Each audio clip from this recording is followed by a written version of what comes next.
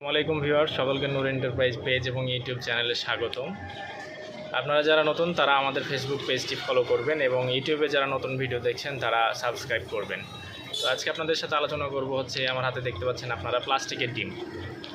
তো আসলে এই প্লাস্টিকের ডিমের কাজ কি, এটার সঠিক কাজটা আপনাদেরকে আজকে বলবো। সর্বপ্রথম প্লাস্টিকের ডিমের প্রথম কাজ হচ্ছে যে কবুতরের বাচ্চাদের ছোট বড় হয়।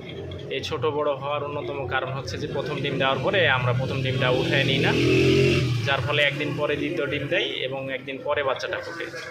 তো যখন প্রথম ডিম দিবে কবুতর তখন ডিম উঠিয়ে নিয়ে প্লাস্টিক ডিমটা দিয়ে রাখতে হবে। তাহলে কি হবে, কবুতর বুঝতে পারবে যে আমার ডিমটা ওখানে আছে, আমাকে ওখানে ডিম পাড়তে হবে।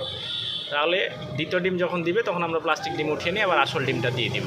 তাহলে দুইটা বাচ্চা একসাথে উঠবে এবং দুইটা বাচ্চা সমানভাবে বড় হবে, বাচ্চা ছোট বড় হবে না, মারাও যাবে না। দুই নাম্বার কাজ হলো আমরা কবুতরকে রেস্ট দিতে যাচ্ছি, বাচ্চা উঠাতে যাচ্ছি না, ডিম উঠায় নিয়ে প্লাস্টিক ডিমটা দিয়ে দিব। কবুতর 18 দিনের উপর 30 দিন ইচ্ছা করলেও শেক দিতে পারে, তাহলে তখন কবুতরটা রেস্ট পেয়ে যাবে। এবং 3 নম্বর কাজ হচ্ছে আমরা অনেক সময় বাঞ্জা পরীক্ষা করে থাকি, বাঞ্জাকে বসানোর জন্য প্লাস্টিক ডিম ব্যবহার করে থাকি, যে আসলে বাঞ্জা ডিমের উপর বসছে কিনা, তা দিচ্ছে কিনা। তো ঠিক আছে, ভিডিওটি ভালো লাগলে নতুন কবুতর পালক ভাইয়ের কাছে শেয়ার করে পৌঁছে দিবেন এবং ইউটিউব চ্যানেলে যারা নতুন দেখছেন দয়া করে সাবস্ক্রাইব করবেন। আসসালামু আলাইকুম।